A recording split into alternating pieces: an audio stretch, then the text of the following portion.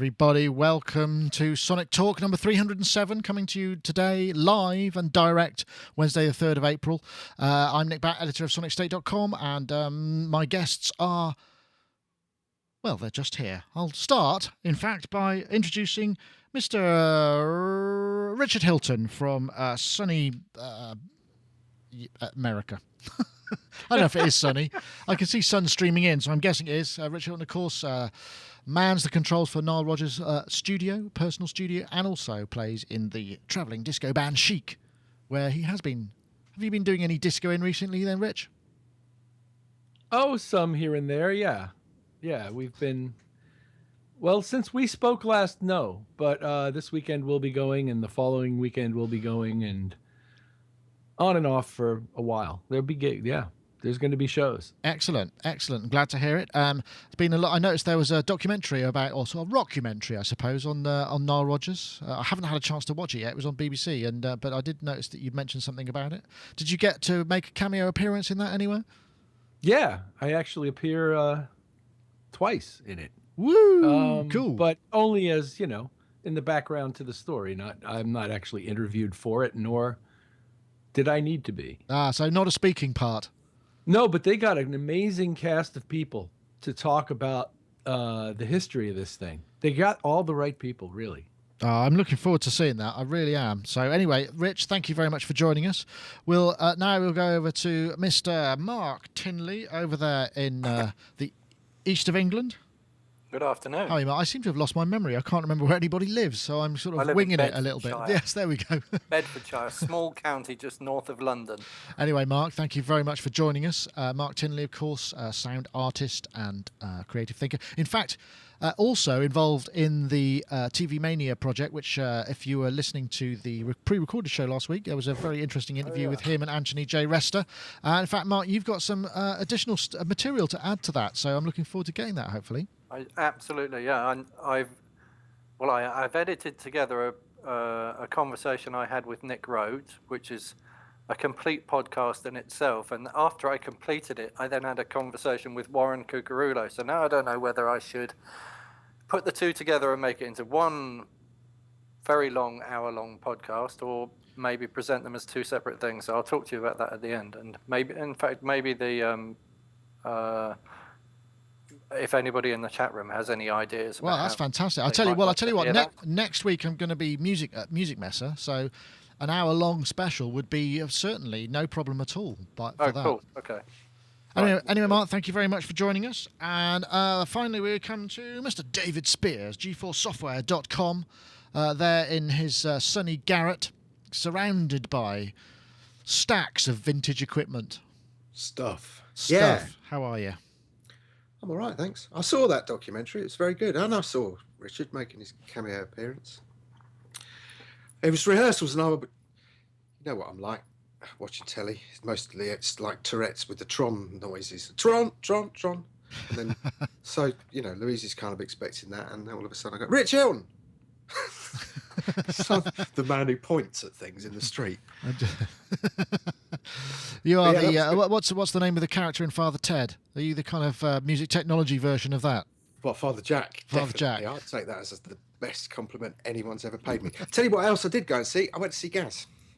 Yes. We haven't got him this week because Gaz is now is a regular guest on the show. If you've not listened before, Gaz is on tour, out playing with Carl Hyde in the solo project, right? So you saw him. Where did you see him?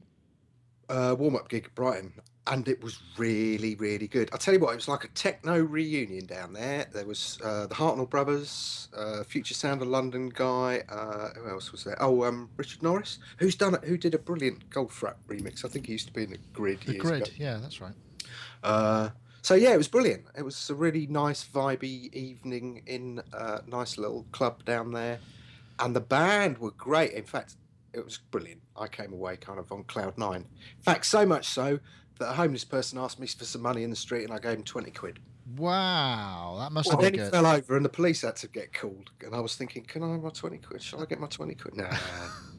Well, I must say I was tempted to make it to there, but I was in Cornwall, where I was on holiday in the sub-zero temperatures along the coast there, staying in a caravan. In fact, it was the warmest part of England. So I did consider, for me to get to Brighton, it would have been a round trip of around 600 miles. Oh. So, I really wanted to go, but I felt that just showing up, dropping the family off and then disappearing for 24 hours would have probably not gotten down all that well.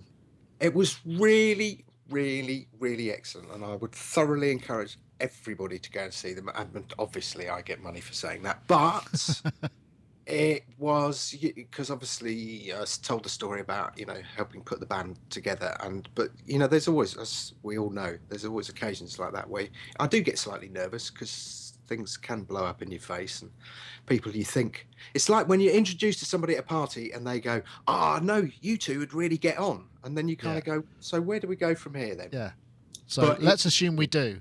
Yeah, and then you kind of go, all right, then I'll see you later, I'll go to the bar and buy, and that's it. But no, it was brilliant, and the band, they just gelled, so I was kind of on cloud nine. I mean, Angie was monstrous, Pete Chill was the other keyboard player, monstrous, and Gaz was just rocking it. He really was rocking it. In fact, I didn't know how good a player Gaz was until that night. Really? Yeah. He is a very good player, and he does. He really does play the part when he's on and it's live. He gives you every bit of money's worth. He gets into stage mode. He's there. Yeah, really good, really excellent. So yes, very happy. Well, I'm glad to hear that you enjoyed that. Of course, we got Music Messe next week, and I haven't got any topics about what we might expect. Maybe we can close out with that, because obviously I don't think Music Messe is considered to be quite such an event as NAMM, obviously, because it's not in America, and I think a lot of the manufacturers are based there, and they don't all make it over the pond, so it doesn't tend to be such a sort of big gear event. So we're looking forward to a few things. Hiltonian Pro Tools 11, you say, Rich? Well, funnily enough, I did have a discussion with an Avid representative who phoned me up today and invited me to a special breakfast at the Movenpick Hotel, no less, which I've always wanted to stay in, but it's far too expensive. But I do have to be there at 8:30. And he, the minion of the PR, he was the PR company that worked for Avid. He didn't actually have any information, but he rang me back a bit later. I said, I'll come if there's anything worth, if it's a new plugin or something, I'll probably, we won't bother doing a video because it's not. And he phoned back and said, no, there's a really big announcement in music production, but I can't tell you what it is. So I'm guessing you're invited for breakfast and you're paying. Oh, you know what? Do you think that's what it is? Do you think they're just going to have a whip round? No, I'm just being facetious. Yeah, I hope not. I don't know what. Movenpick, they make lovely ice creams. Ice cream. Maybe it's a hotel made of ice cream. I don't know. It's bizarre, but yes, maybe there will be. But anyway, there obviously was a whole load of April Fool's stuff as well. Maybe we can get onto that a bit later. But first of all, there was this project that Jem Godfrey actually posted, which I was hoping he was going to join the show, because he said, you must talk about this. So I put it in the topic list and he hasn't been able to make it. So we're going to have to wing it a little bit. So I'll start with the first one. Is it the first one? Let me see if I put this in the right order. I'll have to press the button and hopefully the video will play. We'll see if it does. It doesn't seem to be at the moment. So I'll keep pressing, then something might happen. There we go. This is the final countdown by Europe, the classic, played in Bristol quite recently, in a major, is it a major key? Yes.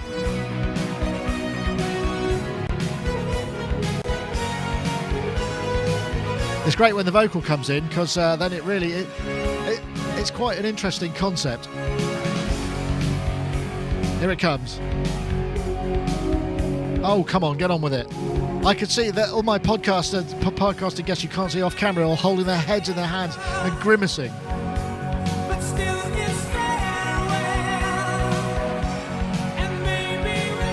Okay, I'll put you out of your misery. There are more. There was another one which is Losing My Religion, which I think I've got over here. Let's have a look. This was I think I can play that there. Let's see what happens. Oh, I better plug it in. Blown it. Just give me a second. Here it comes. I'll fast forward it a bit. So this is the classic REM again in a major key. I don't remember this video. It's very Rembrandt, isn't it? Bruegel. Oh. I don't know. I can see people grimacing and looking very uncomfortable with this. But it's the major versus minor project. It's by a company, by these chaps in Ukraine. Ukrainian musicians are doing it. There's also the Beatles' Oh Bloody, Oh Bloody. But looking at the expressions on all your faces, I don't think you actually want to hear that. Anna, I'm going to come to you, Mark. What do you think about this as a concept? I mean, it strikes me as a kind of something that you'd really enjoy because I love it. Twisting I and think kind it's of. brilliant.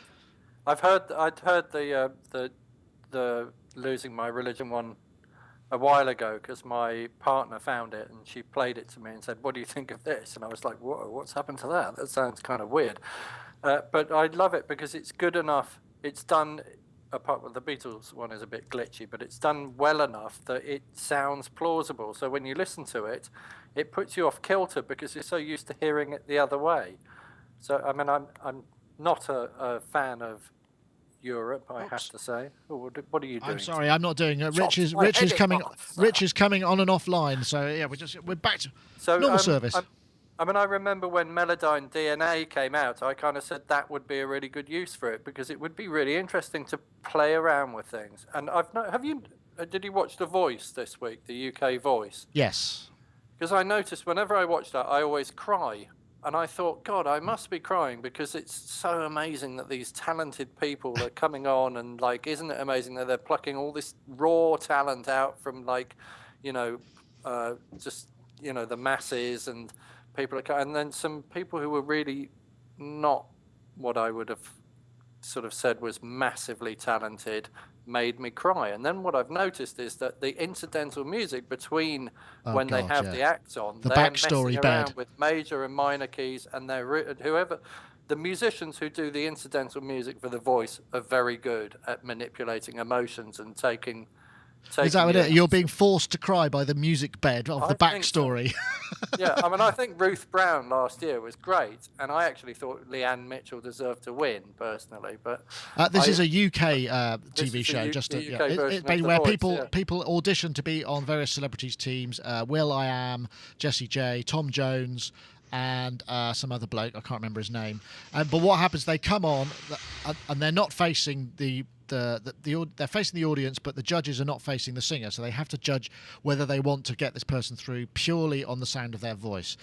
After that happens, it just turns into your regular Common or Garden thing where they try and make people not look as fat as they are and cut their hair and do all of that kind of stuff, So yeah, after that, but I think really it's just it's kind of clever that you can switch from minor to major key. I think that's clever in itself. But I think if somebody could like play around with that and then just switch to a major key at an unexpected point in the lyric, just for a little short section of a song, and then switch back, or do it the other way around. I'm sure you could really play around with people's emotions. Then if you could take it along with the lyric, so that they kind of got the sad section a little bit more. Do you see what I'm saying? Yeah, I know what you're saying. Unless you compare the two tracks, it's almost not noticeable in a weird kind of way. Yeah, well, what's interesting, I think, I don't know, Rich, I don't know what you think. It doesn't sound like they've really chosen them very well because it's not like they just sound worse, don't they? Because sometimes I'm guessing going from major to minor can make something sound, better or different in a good way, but that just sounds wrong to me.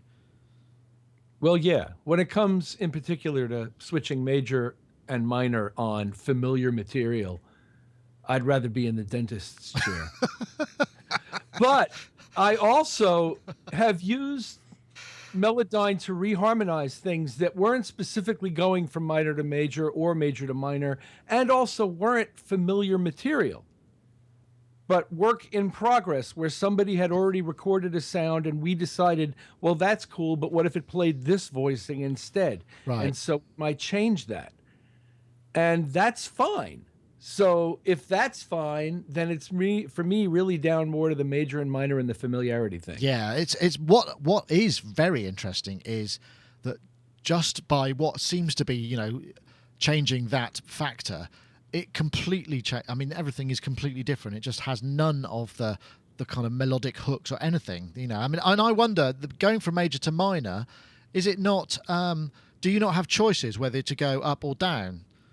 Whether you're going Yeah. Are there, because essentially you're reworking something. So are there not creative choices made in changing the key of something? So therefore, isn't it down to interpretation? Is my question. Well, there's more than one minor scale. Right. For starters, in classical theory, there is more than one thing defined as the minor scale. So you're going to pick one, and then you're going to remain, or you could use a mode that's not specifically a minor scale, like Dorian, which is a minor scale with a normal 6 rather than a flat 6. So you can very easily overlay these things onto recorded material. Oh, who's that? Somebody's a bit fuzzing away there on the track, but it will work. Yeah, no, I guess so. I suppose the thing is, when I heard these, I was expecting to be really wowed and go, "Gosh, that's amazing!" But actually, it was just disappointing. I don't know, Dave. What would you make of it? I mean, do you think there's any kind of mileage in any of this? Have you heard anything more effective? It was interesting. I mean, certainly what Mark was saying about the whole emotional aspect of majors and minors, which was interesting in this because it just made me feel really violent, particularly Europe in a major key. Just made me want to go and start beheading people or something. Good Lord. It was quite, I hate that song at the best of time, but hearing it in a happy key just made me, I mean, it's just horrible. I used to like Jem. I thought he was a nice chap. But this ruined your day. Yeah, it really did ruin my day. And the Beatles one, I mean, God, the artifacts and glitching in that, it was just like, what's he trying to do to me? Have I got that one? I don't think I've got it. Unfortunately. You could go and like that one. Somebody's audio is going a bit funny. Is it? Hang on. If somebody talk, Rich, can you just talk a second? Hello there. Mark, I think it might be you. Me? And why me? That was Rich going. Yeah, but you made a noise at the same time. No, I didn't. I was muted. Okay. All right. Well, mute my microphone and see if that helps you in any way. He's robotized, doesn't he? Rich Hilton has turned into. It sounds like one of those USB driver errors. Try this. That's gone. What was that? Was that you, Dave? What have you done? No. Yeah. Well, you just said try this, and it went. Yeah, but that was fluke. No, it wasn't. I had a click, and then it went. I'm back. Okay, all right. Well, anyway, the auto-tune what's really funny is they produced this video, which I will play also. Which says this is how we do it, which is clearly just total bullshit. I don't know why they bothered.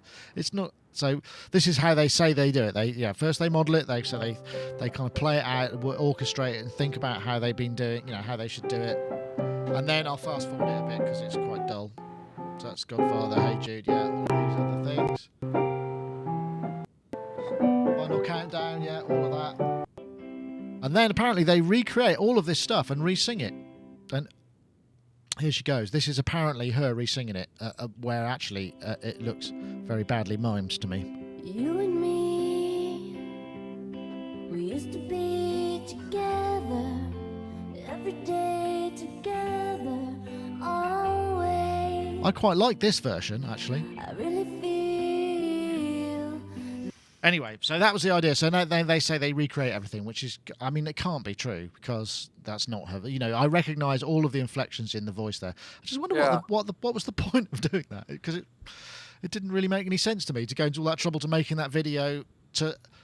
I guess maybe they're trying to cover themselves from a copyright point of view, but everybody knows that it's clearly the stuff. But I wonder what happens when the copyright algorithm of YouTube is applied and the melody's actually been changed, whether or not it recognises it, but from the sonic fingerprint of the rest of the audio. No, probably not. It would completely mess with the whole thing, wouldn't it? Even if it's an EQ curve that it's learned from that track, it would be shifted, wouldn't it? So yeah, I don't know. It's just interesting as a thought. But on the whole, then generally, we're not all that excited by that. Have you heard of one of these that actually does work for you? Anybody? What do you mean? Well, one of these one of these transposed, pre-recorded pieces that we all know and love? Yeah. No, I haven't. I'm sorry. No. I think I like the REM one, but I'm not quite sure if that's the same version as the one that I heard before, so I need to check that. Because the one I heard before, I think, just sounded like someone had literally just re-quantized it to major key in Melodyned. Yeah, I mean, I'm pretty sure it must be Melodyned, and they must have somehow got a hold of the multitracks, because you couldn't do what they've done in DNA on the full recording, could you?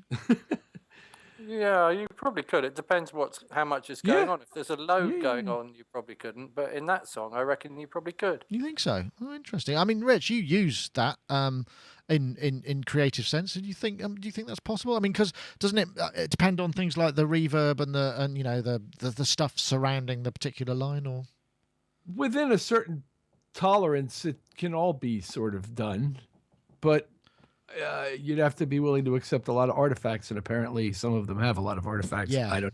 I can't stand to listen to it. But Melodyned will, in fact, analyze and attempt to do this for you if that's what you fancy doing. okay? I thought Well- this was all done with Melodyned, wasn't it? I thought it was a screen grab that we saw that had Melodyned on it in the video that we just watched. Okay. I didn't. 'Cause that's what it sounds like. Just somebody slinging something in and just. Yeah, but no, but they made out that they've actually kind of recreated the tracks and then played them as they in the start. That's what they're Well, saying. what they would have to have done was gone chord by chord through the recording to make sure that the scale they were choosing for that chord was going to line up properly with what belongs there in a major context. Yeah. And you could see the guy come in a major. He was doing the Godfather theme, I think, and he comes to a place in the cadence where there's nothing obvious major that should go there, and he's got to figure out where he wants to take it. Right. And so I don't think one template would work. I don't think you could apply one template to the length of the song to make this. I think they would have to go through to intelligently and arrange it. harmonize the thing Right. as often as the harmony actually shifts in the original. So quite a skilled. I mean, it's quite a lot of work, basically. I mean, he is asking for donations, so he's obviously. Yeah, you can donate to the project here. Can I pay? Well, never mind. Can you? Can I offer to pay him to stop? I'm sure you can probably add a note to it.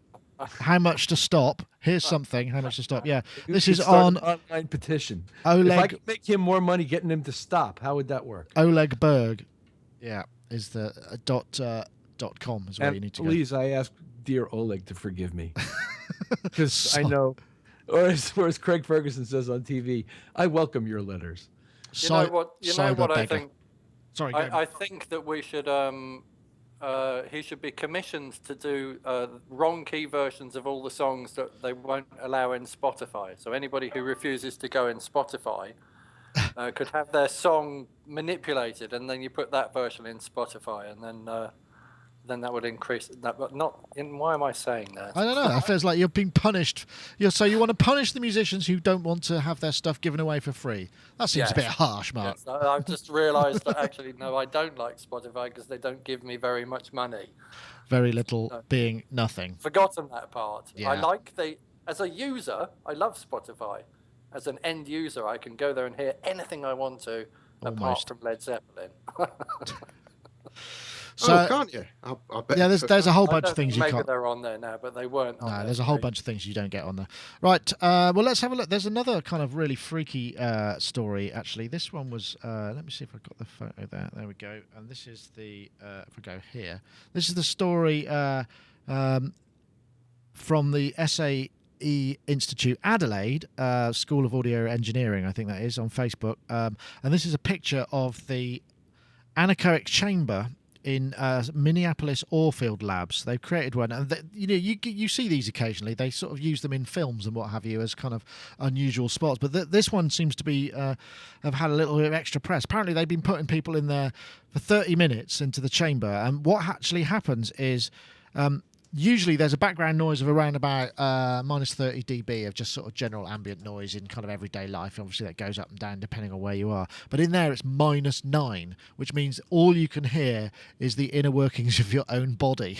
And apparently after 30 minutes people start hallucinating and do all sorts of weird things. I've never experienced an anechoic chamber. I mean, certain dead rooms make me feel very unusual. I remember going to a certain rehearsal room where I just felt really uncomfortable because it was too soundproofed. I don't know whether you've experienced anything like that. Rich, I'm guessing that your electronic music background might have exposed you to some of the theory behind this, or am I completely off the mark? Behind how it gets that quiet, you mean? Well, have you been exposed to anything like this? I've never personally been in an anechoic chamber. And that's hard to say. I've never actually been in one, no. But I sort of have some idea what I've been in some pretty dead spaces. I don't know. I have been in an anechoic. It is funny how dead spaces do affect you quite a lot, isn't it? And psychoacoustics come into play there. I remember there's a really big room at Real World, which is amazing space. It's the one that looks over the pond, and it's got a huge SSL G-series desk in it, and it's designed for sort of, the big acts. But you walk into it, and it's inappropriately non-reverberant for the size of the space, and that's a really weird thing to kind of get. It doesn't feel right somehow. I know, Rich. Sorry, Dave. Have you ever been in an anechoic? I have, yeah. Ooh, it's horrible. I had it pre-tinnitus, thank goodness, because I think if I went into one with tinnitus now, I'd probably want to kill myself within about 5 minutes. No, it's amazing because everything stops here. You're talking to somebody. There were 3 of us in there. It was quite a large one, and everything stops here. It's very, very, very freaky. Disorientating, I imagine. Nice at one point. Well, yeah. I mean, you can hear, various things going on with your body. I was going to be really vulgar. Great room for farts, I'd imagine. Yeah. No. Yeah, no, very, very, very freaky and very disconcerting, and I quite enjoyed it for like the first sort of 5 minutes. But I think, like the guy said, if I was on my own, it was the fact that there was 3 of us in there, and we were kind of like, "Wow, this is weird." Hey, you say something. No, you say something. But I think if I was on my own, I'd have definitely got a bit weirded out. And now with, like I say, with tinnitus. Oh, because you'd be focusing on your internal. There's no distraction at all. It's a Right. bit like I've got mates who've recorded stuff out of Death Valley and stuff, and they said, it's so quiet there, you can kind of hear your heart pumping. And dry, I'd imagine, as well, yeah. Yeah. The dryness of the air means that it just doesn't go very far. John Van Eaton in the chat room said quite rightly, no, it's not minus 30, it's plus 30 dBs. Minus 30 from 0, I suppose, isn't it? Or just 30 dBs of absolute measurement of background noise.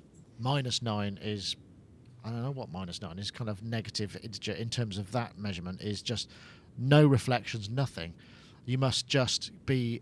I wonder what it's like actually being in an anechoic. It must be very similar to having the earbuds in, where you get the sound of your head rather than the reflections. You don't hear any reflections or anything coming back. You hear the reflections on your teeth and what have you. It's the fact that it's so absorbent that any audio, like when you're speaking, it literally just gets about that far away, and you're like, it's so weird.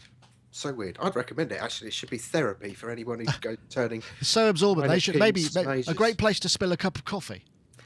Yeah, no, really bad place. I imagine. Yeah, I can't imagine. I know, Mark. Have you ever been in anything like this?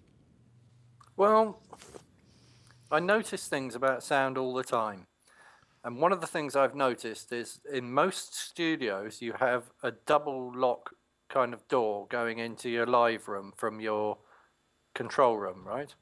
So if you go in through the first door and then don't go out through the second one, if you're thin enough, which I used to be, maybe I'm not now, and you stand in that space and you clap your hands, that's very dead acoustically, because not only is it a very, very tight space, but it's also soundproofed all around. So, I mean, that's kind of like that. It's probably not as much like that in the sense that you have a sense of space around you, because it's a little bit like being shut in a very small cupboard. But, I mean, most recording studios, if you want to get a sense of an anechoic environment, will have that kind of double locked door between the control room and the live room.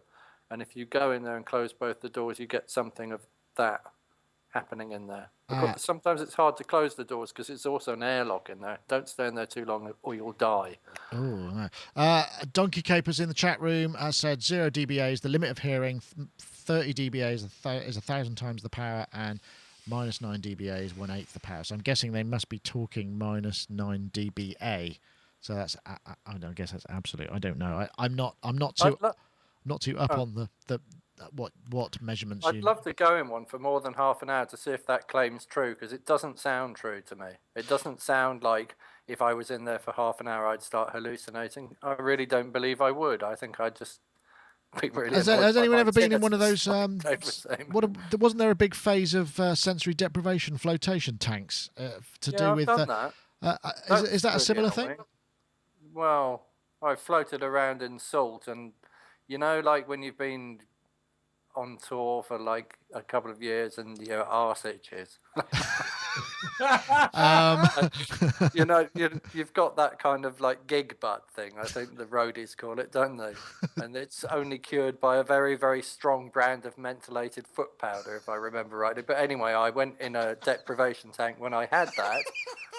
And lying in salt when your arse itches is not comfortable. And you don't go anywhere other than, ow, this really hurts, my bum's sore, I want to get out of here. Oh my God, I So I don't didn't have a good experience with that. I don't really know what to say. There are so many show titles so far in this. And I thought Rich's first one was good, which was I'd rather be in the dentist chair, but there must be something in there that we can use. Well, I'm not sure. It might actually be unprintable. I'm not sure what sort of accompanying poster image I could use for that. But yes. Use that mentholated foot powder. I've forgotten what it's called at the moment. Mysil. All roadies have it in their bag, don't they? Is it that Mysil, you use it for athlete's foot? Oh, Athlete's foot or roadie's arse? One of the two. There's a title there somewhere.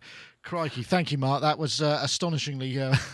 I don't know if anybody's able to speak apart from me at the moment. Rich is weeping. And a wizard wheeze is to swap that for deep heat.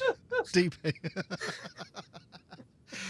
So Rich is going to be on tour again fairly soon, so maybe you've got that to look forward to, or perhaps not. I certainly hope not. It sounds incredibly uncomfortable. Crying. Rich is weeping. You better have a drink of water, young man. You'll be dehydrated. That's got to be the funniest thing you've said in a long time, Mark. I'm not sure how we can possibly follow that. I'm desperately looking for an interesting topic. But if you want to find out more, in fact, there's some great images actually on this. I've got to play through a few just because I can. One of my favourites was not this one.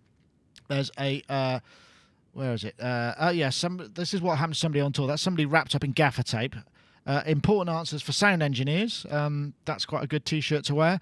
One of my favourites, though, was not that one. This is the sound guy. What I think I'm doing, which is obviously playing in front. What my friends think I'm doing, which I don't know if you can see that. It looks like a sort of black and white orgy scene. What bands think I'm doing, which is sitting in piles of money, and what I'm actually doing. And there's another great one here of the cassette and the iPod. I Am Your Father. No, in a kind of Star Wars vibe. I'm not usually a fan of those kind of pictures of cats on Facebook sharing, but there are a few on there that were quite funny. So do check them out. School of Engineering, Adelaide. School of Audio Engineering. Next up, how do we follow that? I hope that was a sufficient buffer. I think Richard has recovered his composure slightly. Oh, what's Mark? What are you doing there, Dave? You seem to be taking a photo. I am. I'm taking a photo of this. Okay. I've taken a photo of this before. Right, okay. Next thing up, there was... I think we might go here now to something a bit more serious, which is that Apple discontinuing the Mac Pros. Now, I know this is not new news. It was announced in January, but we're now 31st of March. We're March the 1st, in fact. The Mac Pro has been discontinued, which means they're not replenishing any supplies. This is in the EU. They're not replenishing any supplies of it in the Apple stores or at sales outlets. So you cannot buy a Mac Pro now in Europe because of a new EU directive. I think it's called IEC 60950-1, which has got something to do with compliance with ecological guidelines. I'm not entirely sure what it is. As you can tell, I haven't done a great deal of research. There's actually an article on The Verge here which discusses it, and actually, it's been confirmed.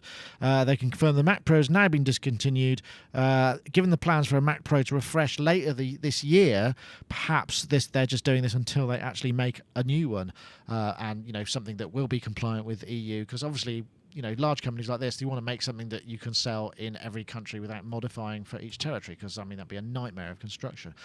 But if they don't, for instance, come up with something that we want, we're kind of screwed, right? What are you going to do next time you need to upgrade your tower?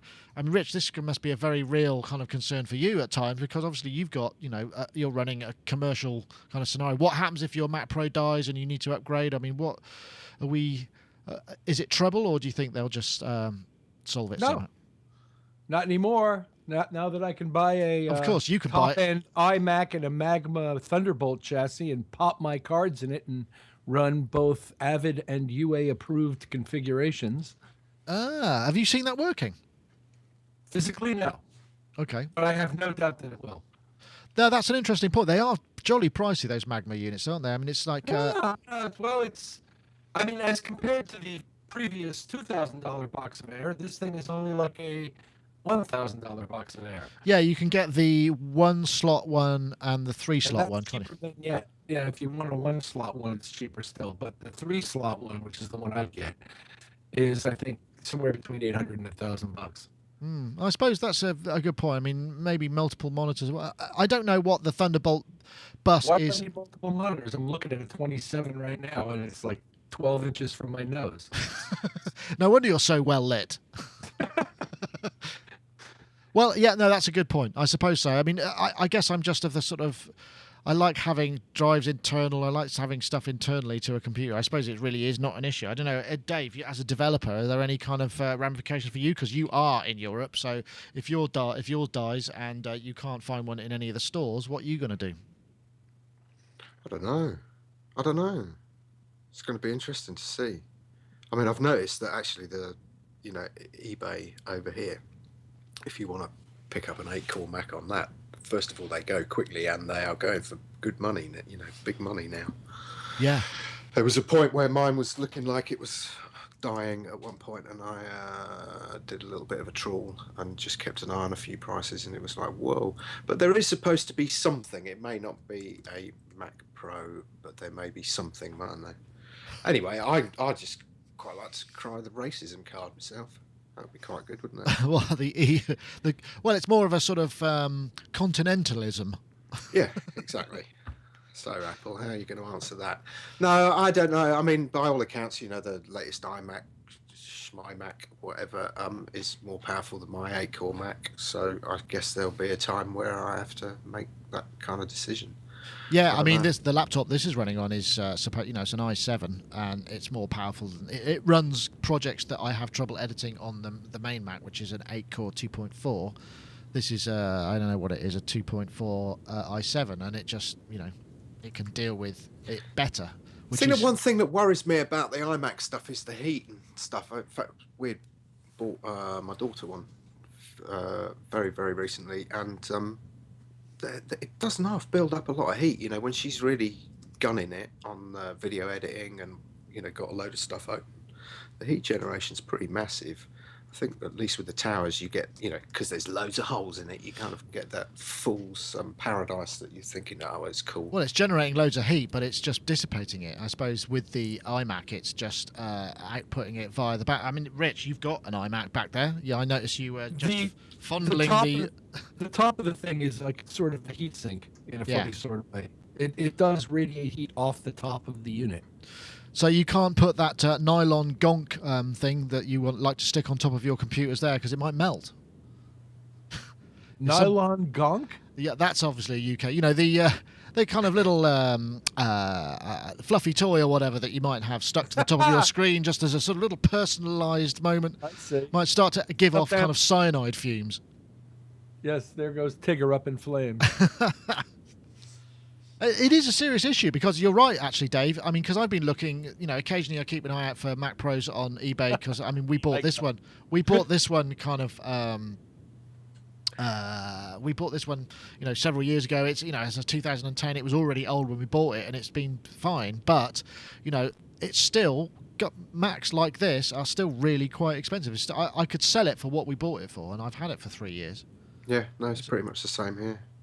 Plus I think I've got like 12 terabytes of storage in it, and then obviously there's backups for that. So if I'm going to have to change, then it's going to be the whole Thunderbolt and Lightning. Very, very frightening indeed. Root, and that's going to be tedious. I would like to get some Thunderbolt stuff hooked up to this Mac, but just that we've got a dock, but just the fact that I have to pay upward of like 30 quid, which is about $50, just for a 1.2 meter lead, really is just a bit bizarre. I find it's ridiculously expensive, the Thunderbolt accessories over here. Anyway, it may not be the same thing. I mean, Rich is looking puzzled there.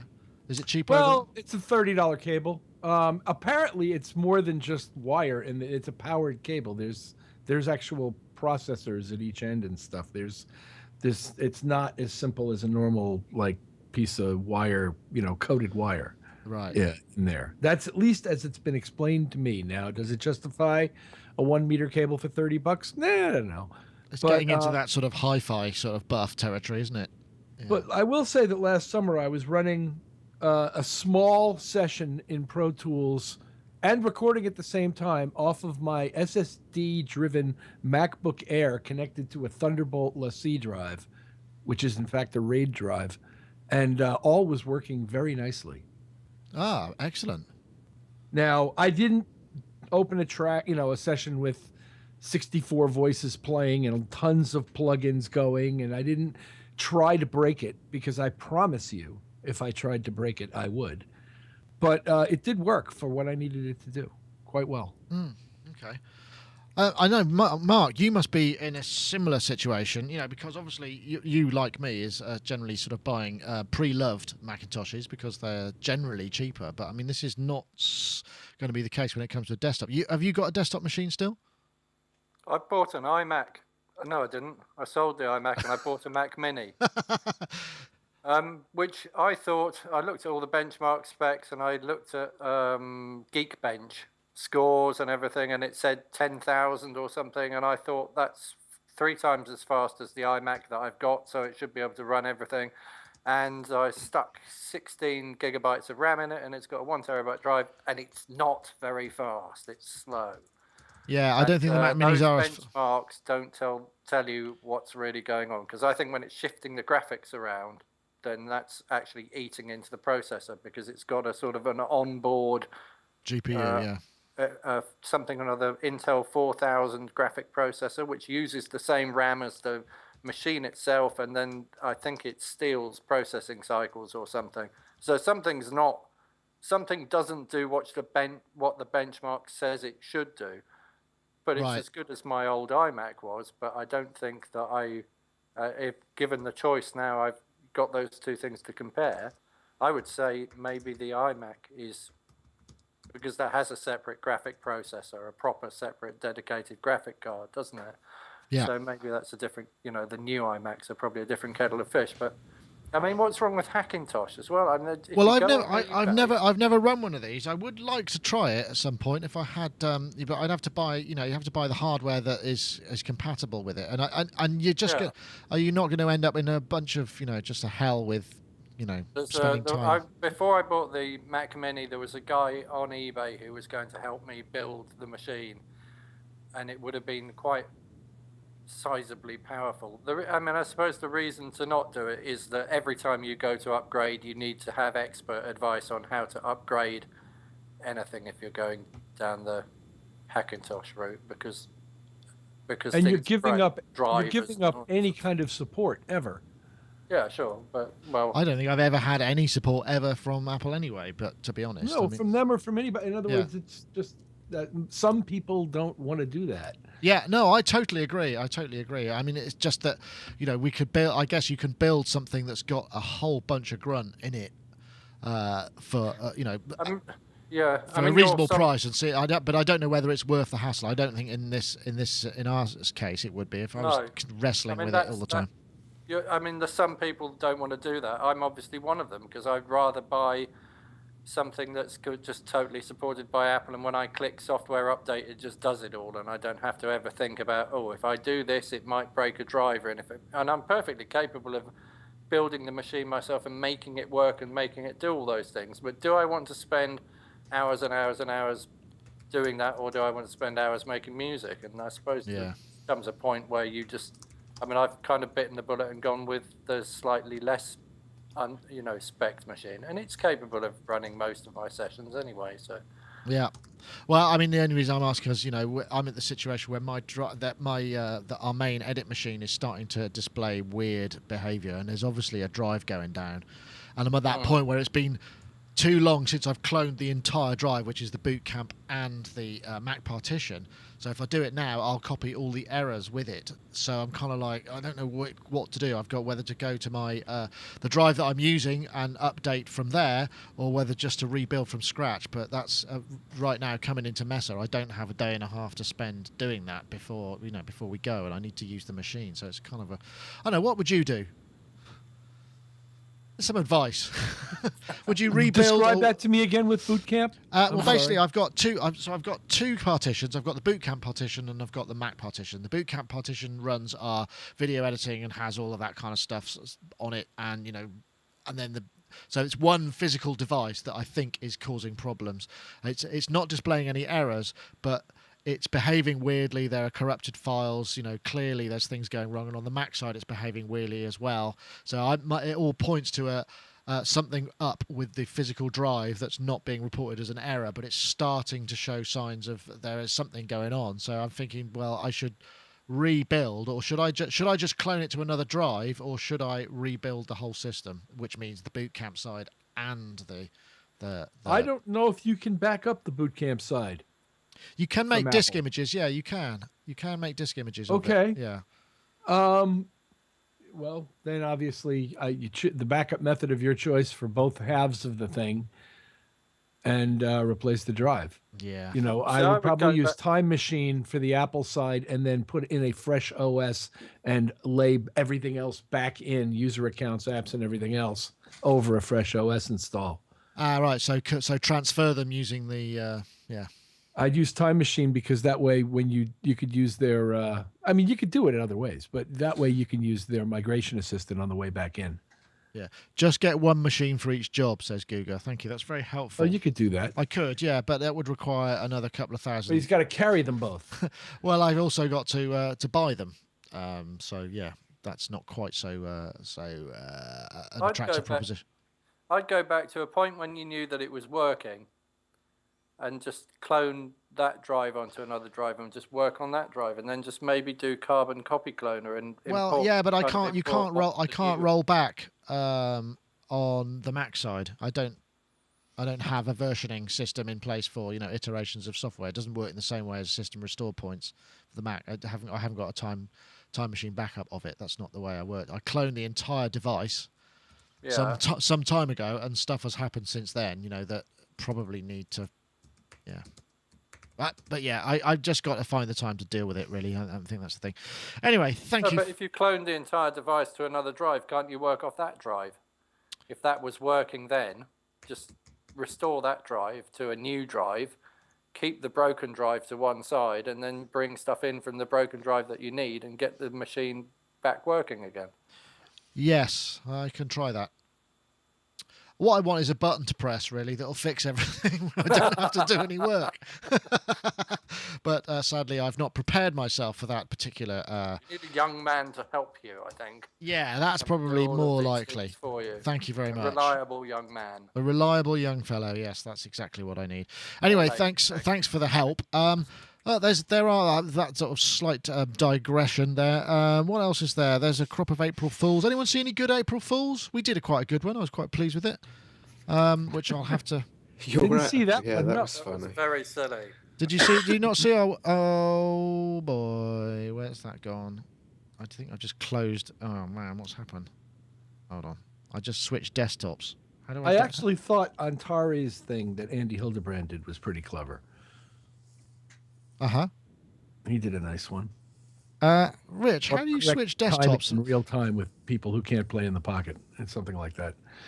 I've just lost my my desktop's just shifted to another computer, and I can't remember what I did to switch desktop. Oh, there it goes. It's back, sort of. Oh dear. Wow. Hold on a minute. I'm having a slight technical issue. A major technical issue, in fact. What's happened? That's bizarre. Oh man. Right, I'm afraid I can't play that because what's happened is I pressed a sequence of events that what happens now is moved my browser window to a new desktop, which is not displaying on the screen that I can then capture into this. So perhaps I'll leave that particular one. That was good. We did the Boss BS2, which was the SFX pedal, which they did some pyrotechnics. And that was kind of fun. That seems to have gone quite well. Dave, you see anything that that floated your boat? No, yours was the effects thing was the best. Although the makeup was a bit. They should have just left it there and the blood out of the Just ear. done a little bit. Gone a bit this overboard. bit. I don't know who did this bit here. But I wasn't involved, but so Andy, was it? it might have been. I couldn't tell you. Right, I'm going to try and figure out how the hell to get my desk. Where's my desktop back? I like the idea that you could create a big bang in jazz, and that if people weren't listening to you, you could tread on the pedal and get people to listen. I thought that was very good. Yeah, it's a nice idea. Nice idea. I seem to be rather technically challenged at the moment. All my browser windows, which I was going to display as part of the rest of the show, have moved onto a desktop which I can't find anymore. I don't know if Can I talk about the German Flea Circus while you sort it out? Yeah, I think that would probably be a good idea, Mark. Well, you on a Mac? Yeah. On a Mac, F3. F3. Right, let me try that. Okay, so what happens then? But the thing is, what's happened is it's moved my applications to a different desktop. You see what I mean? The browser window have moved to a desktop that I don't seem to be able to access for some reason. There it is. So how do I actually move? I just drag it. Can I just drag it onto... Can I do that? What OS you on? OS, sorry, this is rather tedious for everybody else, but what I'm actually having trouble with is if I switch to that, you might be able to see it. Yeah, you see, I've got my desktop. I'm on Lion, I guess. Okay. But this is sadly not very interesting for anybody else. Okay, well, so what I need to do is find my my notes again. What else? Live setups. This is another. No, let me do my. Oh yeah, you do yours. Yeah, go, Mark. Okay, sorry. so my partner Gina was looking at this thing on it's on BBC News actually, and it's a German flea circus hit by big freeze. A flea circus in Germany has been scrambling to replace its performers after the entire troupe was wiped out by this spring's freezing weather. And we thought, April Fool, but it wasn't. They lost 300 fleas to the cold weather, and they're having terrible problems getting them back. So I think it actually turned up later in April in news stories which should have been April Fools but weren't. And I found a few more of those, which I thought were all. So hold on. So what they did is their entire inventory of performers got. They've got 300 fleas. Yeah, which died in their transport box last week because of the cold weather.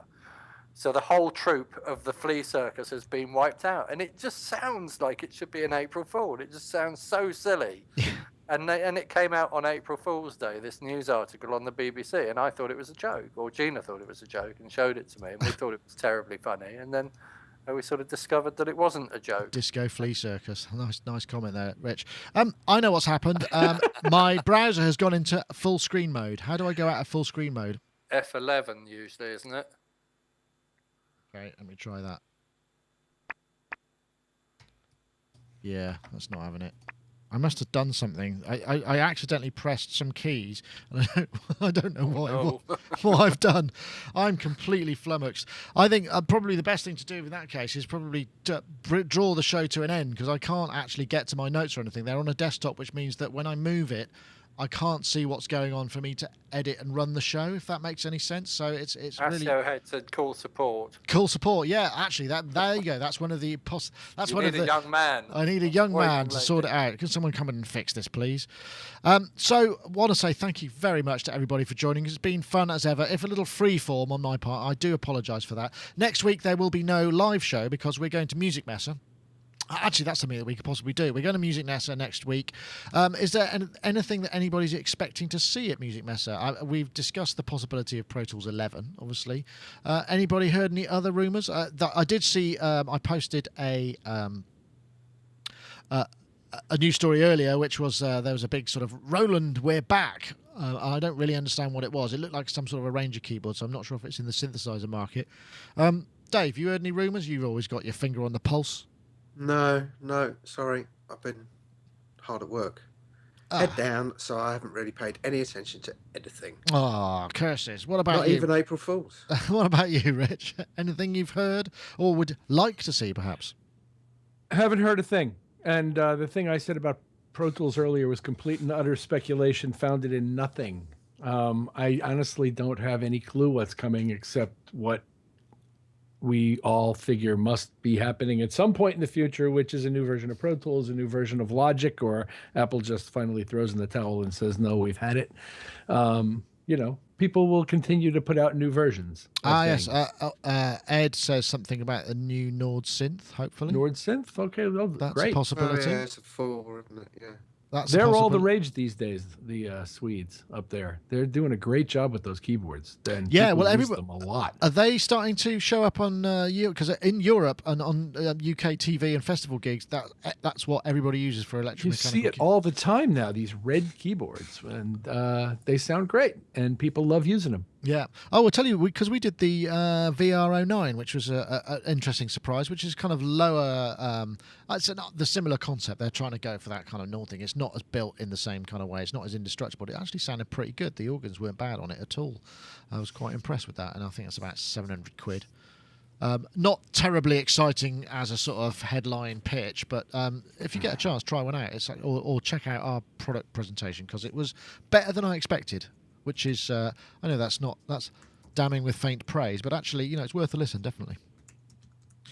Okay, well, I suppose now, in that case, we should probably say goodbye. So, as I say, no show next week. Hopefully, Mark will have this super-duper additional interview with Mr. Nick Rhodes and Warren Cucurullo, so that'll be fantastic.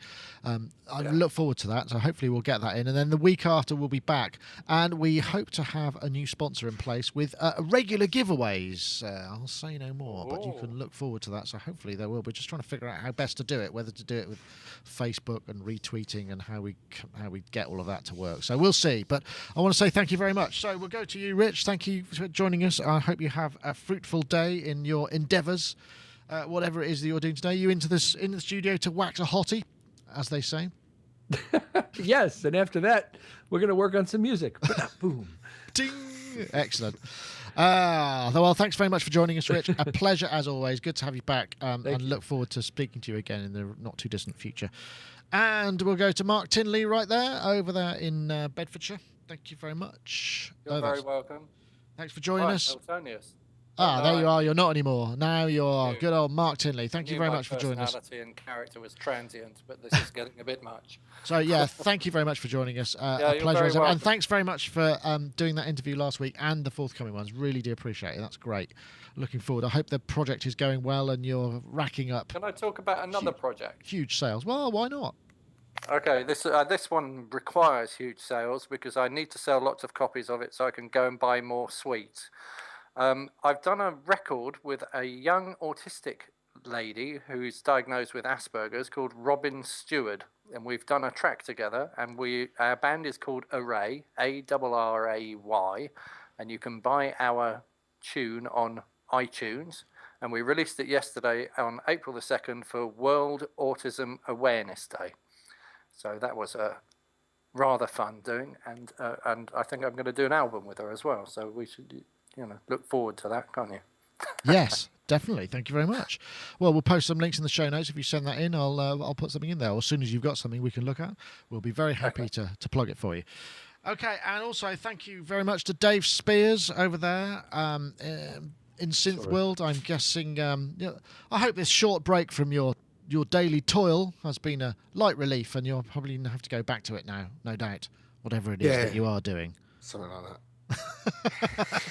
Oh, how very mysterious. There speaks a man with years of practice of not telling anybody what he's doing in case they don't. It's the opposite. That's a new thing, me not telling anyone what I'm doing. Normally I'd just tell everyone what I was doing, and then everyone would just start going, when, and then I'd just have to lie about that. Well, now I just kind of go, I can't tell you.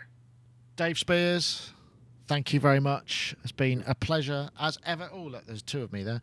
So that was Sonic Talk number 307. Thank you very much, everybody, for joining us. And as the sun sets over the overhigh mate voice, we pause to reflect.